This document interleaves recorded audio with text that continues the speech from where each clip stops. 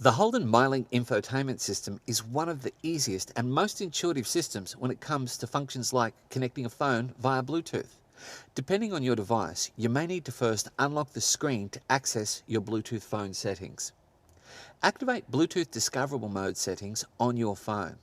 Please refer to the device's handbook for pairing procedure.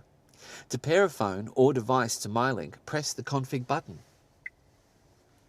Select phone settings. Select Bluetooth. Select Pair Device. The system displays a pairing code you'll need for step 7. Start the pairing process on the device to be paired.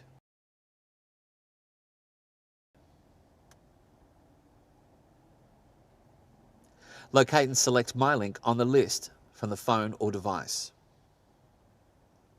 Depending on your device, you may need to follow the instructions and enter the pairing code. Alternatively, the system may recognize the now connected phone or device when the process is complete. If the device prompts Accept Connections or Phone Book Download, select Always Accept and Allow.